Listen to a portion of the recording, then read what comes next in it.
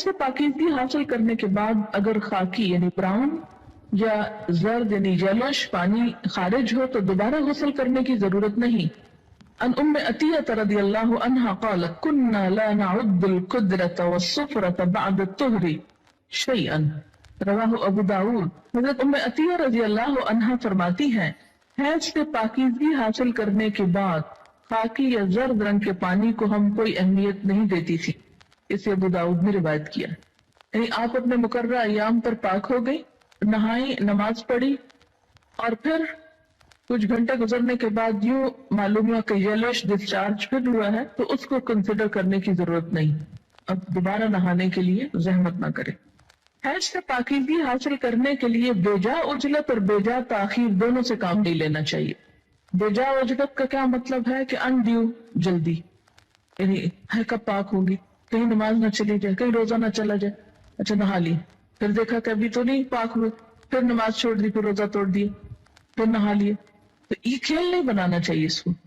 इसी तरह बेजा ताखीर के पाक भी हो चुके हैं लेकिन नहा ही नहीं रहे, मैं सुस्ती के मारे कि अच्छा एक दो नमाजें और छोड़ ले, आराम कर ले, तो ऐसा नहीं करना चाहिए। गुस्ल हैज में ताखीर होने पर कजा नमाजें अदा करना चाहिए। यानी अगर किसी वजह से पानी खत्म है, पानी नहीं है, या कहीं सफर की हालत में है कि टाइम पे नहीं पहुंचे आप कि नहा सके, या कोई वजह बन गई, यानी जानबूझ के नहीं, हो गया ऐसे, तो फिर क्या है, जब नहा चुके तो पिछली नमाज लौटाएं। इन्निस्साउ यबअस्न इला आइशा रज़ियल्लाहु अन्हा बिद्दरजति फीहा अलकुर्स फीहा अस्सुफ्रा फतक़ूल ला तअजलना हत्ता तरीना अलक़स्सत अलबैदा तुरीदु बिज़ालिका अत्तुहर मिन अलहैज़ति, रवाहुल बुखारी। ख़वातीन रसूलुल्लाह सल्लल्लाहु अलैहि वसल्लम की ज़ौजा मोहतरमा सय्यदा आयशा रज़ियल्लाहु ताला अन्हा के पास डिबिया में रुई रखकर भेजती जिसमें अभी कुछ जर्दी बाकी होती, तो हज़रत आयशा फरमाती, जब तक साफ शफाफ पानी न देख लो उस वक्त तक तोहर हासिल करने के लिए जल्दी से काम न लिया करो। यानी जब तक बिल्कुल साफ न हो जाए इंसान, उस वक्त तक नहाने में जल्दी नहीं करनी चाहिए। सय्यदा आयशा रज़ियल्लाहु ताला अन्हा की मुराद हैज से तहारत हासिल करना होती थी। अलक़स्सत अलबैदा का लफ्ज़ देख रहे हैं यहाँ पर आप अरबी इबारत में, ये उन्होंने मयार बताया, हत्ता तरीना अलक़स्सत अलबैदा, वाइट डिस्चार्ज। क़तादा से रिवायत है कि अनस इब्न मालिक रज़ियल्लाहु ताला अन्हु ने उनसे हदीस बयान की कि उम्मे सलैम रज़ियल्लाहु ताला अन्हा ने रसूलुल्लाह सल्लल्लाहु अलैहि वसल्लम से पूछा, अगर औरत ख्वाब में देखे वो जो मर्द देखता है, आपने फरमाया जब औरत ऐसा देखे तो गुस्ल करे। उम्मे सलमा रज़ियल्लाहु ताला अन्हा ने कहा कि मुझे शर्म आई। मैंने कहा ऐसा क्या होता है, यानी औरत को भी एहतलाम होता है। रसूलुल्लाह सल्लल्लाहु अलैहि वसल्लम ने फरमाया, बेशक ऐसा होता है, वरना बच्चा औरत के मुशाबिह क्यों कर होता है। आपने फरमाया मर्द का नुत्फा सफेद और गाढ़ा होता है, जबकि औरत का नुत्फा पतला और जर्द होता है। दोनों में से जो भी गालिब आ जाए बच्चा उसी के मुशाबिह पैदा होता है। इसे मुस्लिम ने रिवायत किया है। मनी खारिज होने पर गुस्ल वाजिब हो जाता है। गुस्ल जनाबत में पहले दोनों हाथ धोने चाहिए, फिर तहारत हासिल करके वुजू करना चाहिए।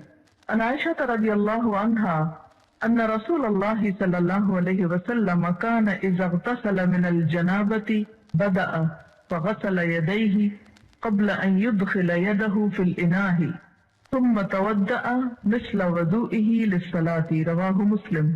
हज़रत आयशा रज़ियल्लाहु ताला अन्हा से रिवायत है कि रसूलुल्लाह सल्लल्लाहु अलैहि वसल्लम जब गुस्ल जनाबत करते तो बर्तन में हाथ डालने से पहले दोनों हाथ धोते, फिर नमाज की तरह वुजू करते, फिर गुस्ल फरमाते। इसे मुस्लिम ने रिवायत किया है। गुस्ल जनाबत का मसनून तरीका यह है। अन आयशा रज़ियल्लाहु अन्हा क़ालत कान रसूलुल्लाह सल्लल्लाहु अलैहि वसल्लम इज़ा इग़तसल मिनल जनाबति यब्दअु व यग़सिलु यदैहि सुम्मा युफ़रिग़ु बियमीनिही अला शिमालिही फ़यग़सिलु फ़रजहु सुम्मा यतवद्दअु वुज़ूअहु लिस्सलाति सुम्मा यअख़ुज़ुल माअ फ़युदख़िलु असाबिअहु फ़ी उसूलि अश्शअरि हत्ता इज़ा रअा अन्न क़द इस्तबरअ सुम्मा हफ़न अला रअसिही सलास हफ़नातिन सुम्मा अफ़ाज़ अला साइरि जसदिही सुम्मा ग़सल रिजलैहि, मुत्तफ़क़ुन अलैह। حضرت عائشہ رضی اللہ تعالی عنہا سے روایت ہے کہ جب رسول اللہ صلی اللہ علیہ وسلم غسل جنابت فرماتے تو پہلے اپنے دونوں ہاتھوں کو دھوتے، پھر دائیں ہاتھ سے بائیں ہاتھ پر پانی ڈال کر استنجا کرتے، یعنی استنجا کے لیے بایاں ہاتھ استعمال کرنا چاہیے جبکہ پانی دائیں ہاتھ سے ڈالنا چاہیے، پھر نماز کی طرح کا وضو کرتے، اس کے بعد ہاتھوں کی انگلیوں سے سر کے بالوں کی جڑوں کو پانی سے تر کرتے، یعنی پورے سر کی سکن اور بالوں کی جڑیں اچھی طرح ویٹ ہونی چاہیے، دھلنی چاہیے، 3 لپ پانی سر میں ڈالتے، یعنی 3 times ایٹ لیسٹ سر پہ پانی پور کرتے، اور پھر سارے بدن پر پانی بہا دیتے، آخر میں پھر پاؤں دھوتے۔ اسے بخاری اور مسلم نے روایت کیا ہے۔ پاؤں دھونے کی حکمت کیا ہے؟ اس لیے کہ کچی زمین ہوتی تھی اور نہاتے وقت پانی جب زمین پہ پڑتا تو چھینٹے دوبارہ پاؤں پنڈلیوں تک آ جاتے، تو اس سے آخر میں پھر پاؤں دھو لیتے اور مکمل طور پر پاک ہو جاتے۔ قال ابن عباس رضی اللہ عنہما تغتسل وتصلی ولو ساعة من النهار ويأتيها زوجها اذا صلت الصلاة اعظم، رواہ البخاری۔ حضرت عبداللہ بن عباس رضی اللہ تعالی عنہما فرماتے، یہ دونوں اب صحابیوں کے فتوے ہیں کہ مستحاضہ حسب عادت ایام حیض کے بعد غسل کر کے نماز پڑھے۔ مستحاضہ کون ہوتی؟ حیض کے علاوہ جو بلیڈنگ ہوتی ہے بیماری کے طور پر، وہ استحاضہ کہلاتی ہے، یعنی سارا مہینہ سپاٹنگ ہوتی رہتی ہے۔ تو اس میں کیا ہے کہ جو حیض کے ایام ہیں جن میں بلیڈنگ فرق ہو جاتی ہے، مثلا تھکنس ہے یا اس کی اور علامات معلوم ہوتی ہیں، یا اس بیماری کے شروع ہونے سے پہلے ایام حیض کی جو ڈیٹس تھی یا جو عادت تھی اس کے مطابق نہا لے اور باقی دنوں میں نماز پڑھتی رہے، خواہ سپاٹنگ ہوتی ہے۔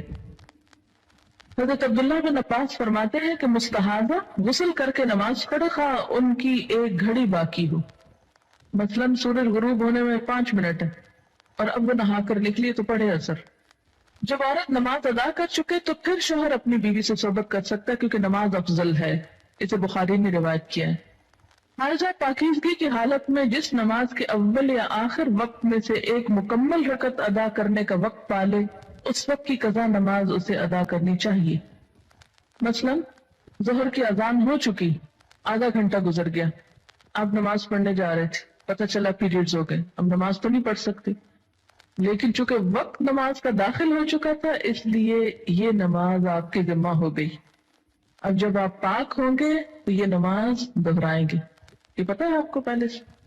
یہ دیکھیں اکثریت نہیں بول رہی ہے۔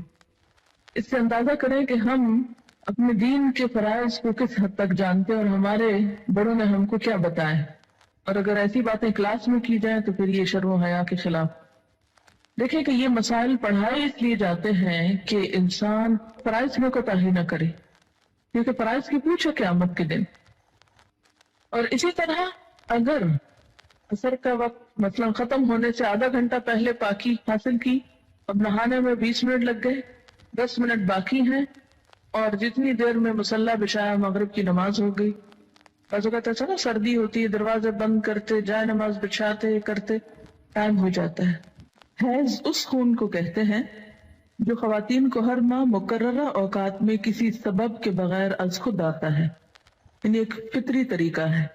نفاس وہ خون ہے جو عورت کے رحم سے بچے کی ولادت کے وقت اور اس کے بعد کم و بیش 40 روز تک خارج ہوتا ہے۔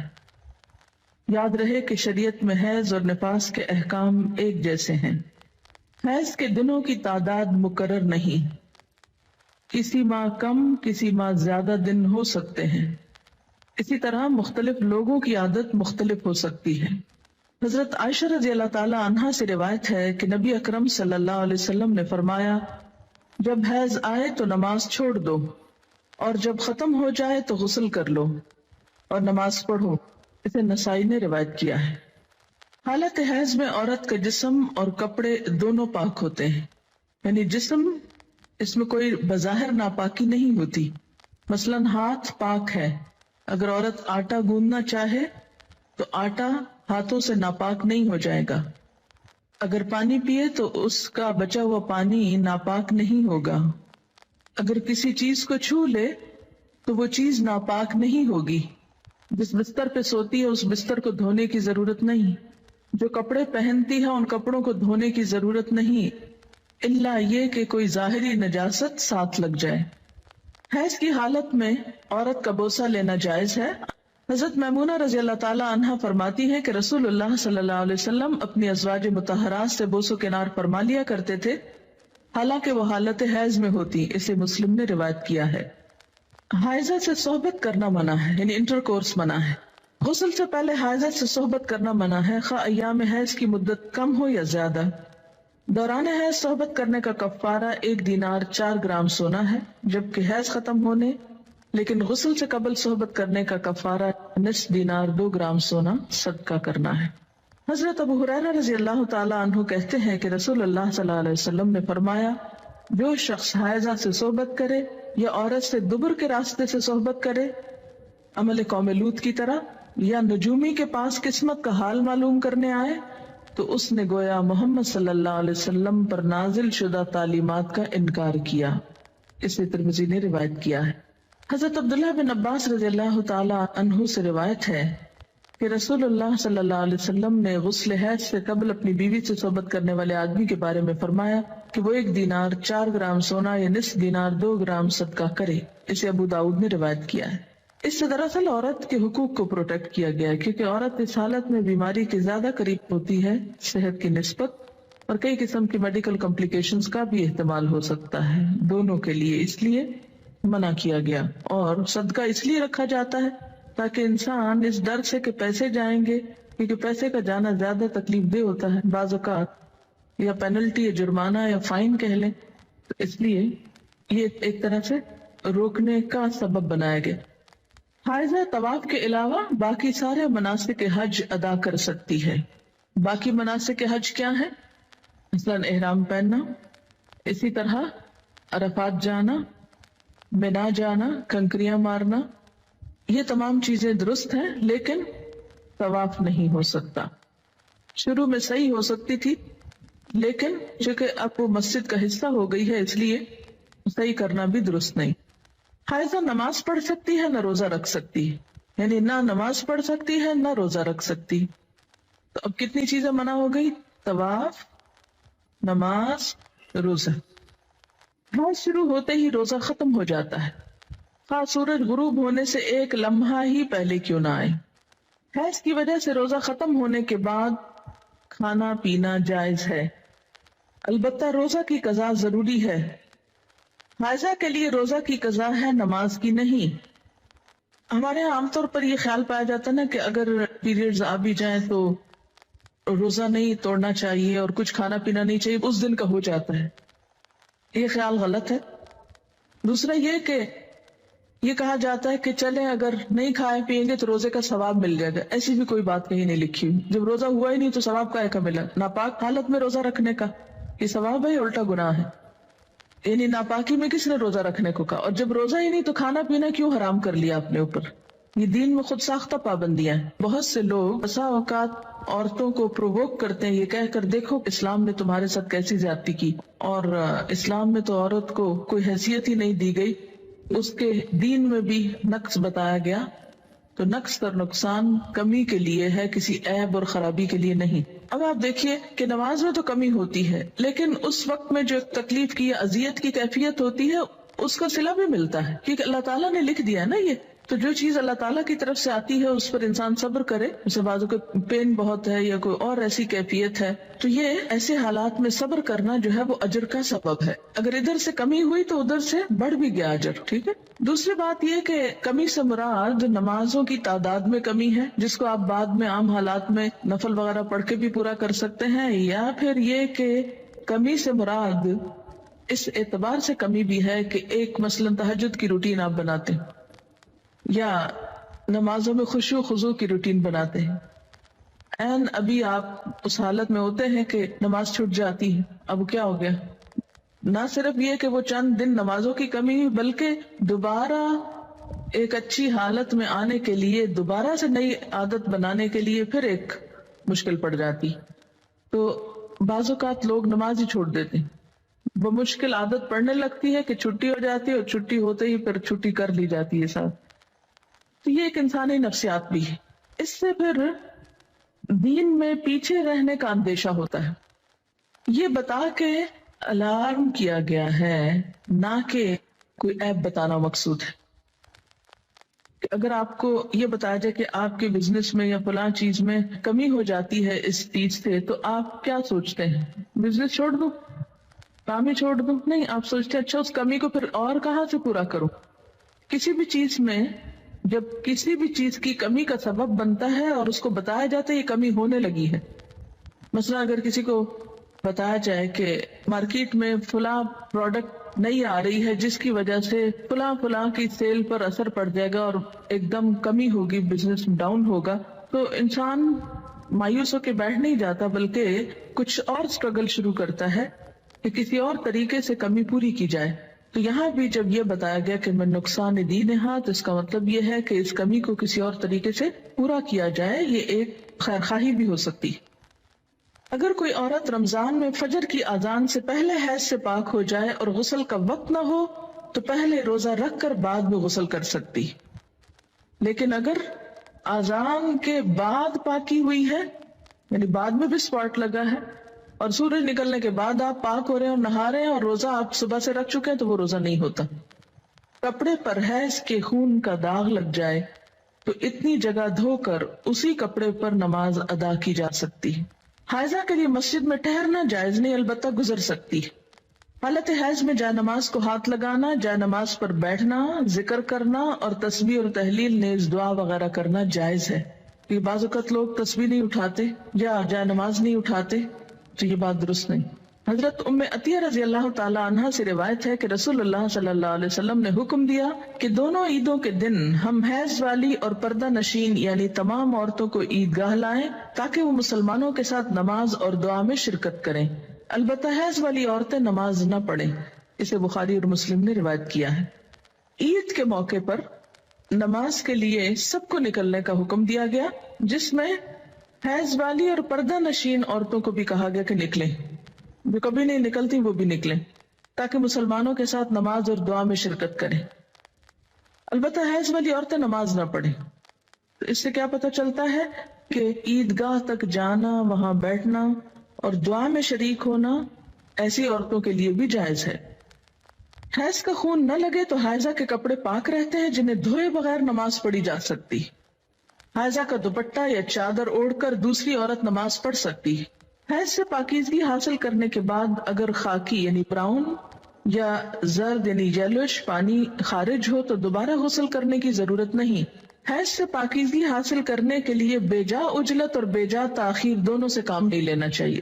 بے جا عجلت کا کیا مطلب ہے کہ انڈیو جلدی، یعنی کب پاک ہوگی، کہیں نماز نہ چلی جائے، کہیں روزہ نہ چلا جائے، اچھا نہا لی، پھر دیکھا کہ ابھی تو نہیں پاک ہوئے، پھر نماز چھوڑ دی، پھر روزہ توڑ دیے، پھر نہا لیے. تو یہ کھیل نہیں بنانا چاہیے اس کو. اسی طرح بے جا تاخیر کے پاک بھی ہو چکے ہیں لیکن نہائی نہیں رہے، محض سستی کے مارے کہ اچھا ایک دو نمازیں اور چھوڑ لیں، آرام کر لیں، تو ایسا نہیں کرنا چاہیے. غسل حیض میں تاخیر ہونے پر قضا نمازیں ادا کرنا چاہیے. یعنی اگر کسی وجہ سے پانی ختم ہے، پانی نہیں ہے، یا کئی سفر کی حالت میں ہے کہ ٹائم پہ نہیں پہنچے آپ کہ نہا سکیں، یا کوئی وجہ بن گئی، یعنی جان بوجھ کے نہیں ہو گیا ایسے، تو پھر کیا ہے، جب نہا چکے تو پچھلی نماز لوٹائیں. مستحاضہ حسب عادت ایام حیض کے بعد غسل کر کے نماز پڑھیں. مستحاضہ کون ہوتی؟ حیض کے علاوہ جو بلیڈنگ ہوتی ہے بیماری کے طور پر، وہ استحاضہ کہلاتی ہے. یعنی سارا مہینہ سپاٹنگ ہوتی رہتی ہے.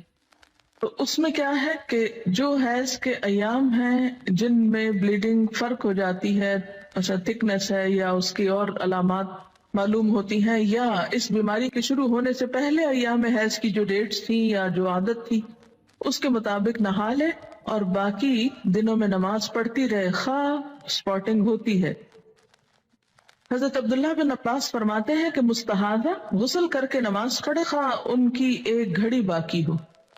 مثلاً سورج غروب ہونے میں 5 منٹ ہے اور اب وہ نہا کر نکلی تو پڑھے اثر. جب عورت نماز ادا کر چکے تو پھر شوہر اپنی بیوی سے صحبت کر سکتا ہے کیونکہ نماز افضل ہے. اسے بخاری نے روایت کیا ہے. حائضہ پاکیزگی کی حالت میں جس نماز کے اول یا آخر وقت میں سے ایک مکمل رکعت ادا کرنے کا وقت پالے اس وقت کی قضا نماز اسے ادا کرنی چاہیے۔ مثلا ظہر کی اذان ہو چکی، آدھا گھنٹہ گزر گیا، آپ نماز پڑھنے جا رہے تھے، پتہ چلا پیریڈز ہو گئے، اب نماز تو نہیں پڑھ سکتے، لیکن چونکہ وقت نماز کا داخل ہو چکا تھا اس لیے یہ نماز آپ کی ذمہ ہو گئی۔ اب جب آپ پاک ہوں گے تو یہ نماز دہرائیں گے۔ اور اسی طرح اگر عصر کا وقت مثلا ختم ہونے سے آدھا گھنٹہ پہلے پاکی حاصل کی، اب نہانے میں 20 منٹ لگ گئے، 10 منٹ باقی ہیں، اور جتنی دیر میں مصلی بچھایا مغرب کی نماز ہو گئی۔ بعض اوقات ایسا نا سردی ہوتی ہے، دروازے بند کرتے جائے نماز بچھاتے کرتے ٹائم ہو جاتا ہے، اتنے میں اذان ہوگی، اب مغرب پڑھ کے کیا کرے؟ عصر قضا پڑھے۔ حائضہ کو مسلسل قرآن پاک کی تلاوت کرنا منع ہے، البتہ ایک آیت توڑ کر پڑھ سکتی ہے، یعنی بیچ میں سانس لے